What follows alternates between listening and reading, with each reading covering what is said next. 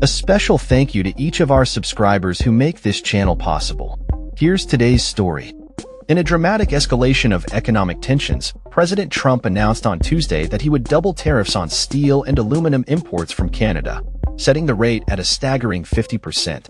This announcement comes just a day before the tariffs were set to take effect, and it has sent shockwaves through the markets, with the S&P 500 dropping by approximately 1% in early trading. The president's move is seen as an attempt to exert economic pressure on one of America's closest allies, as he seeks to negotiate more favorable trade terms. In a post on his social media platform, Trump justified the tariffs by claiming they were a response to a new 25% surcharge imposed by Ontario on electricity exports to the U.S. He further threatened to impose additional tariffs on Canadian cars if Ontario did not drop its levies on U.S. dairy and agricultural products. If other egregious, long-time tariffs are not likewise dropped by Canada, I will substantially increase, on April 2nd, the tariffs on cars coming into the U.S., which will essentially shut down the automobile manufacturing business in Canada, Trump warned. The president's rhetoric has raised eyebrows, particularly his suggestion that Canada should consider becoming the 51st state in the U.S. This proposal has been met with firm rejection from Canadian officials, who have reiterated their commitment to maintaining sovereignty. The economic implications of these tariffs could be significant, as Canada is the largest exporter of steel and aluminum to the U.S.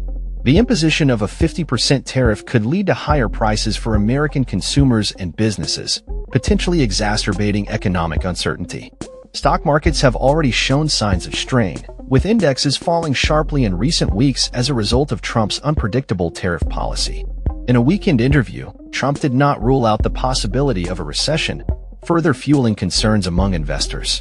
As Trump prepares to address the Business Roundtable, a group of CEOs from major American companies, there is a growing demand for clarity regarding his economic strategy. Meanwhile, Canadian officials have vowed to maintain their countermeasures until the U.S. withdraws its tariffs. Ontario Premier Doug Ford has been particularly vocal, threatening to shut off electricity exports to the U.S. if the tariffs continue. Ford's stance reflects the seriousness of the situation, as he emphasized the need for negotiation rather than further escalation.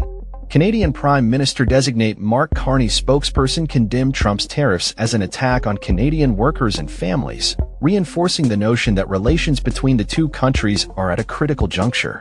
As the situation develops, it remains to be seen how both governments will navigate this trade war and whether a resolution can be reached without further economic fallout. That's all for this story. We upload videos every day covering many different subjects, so hit that subscribe button to stay informed. Thanks for watching.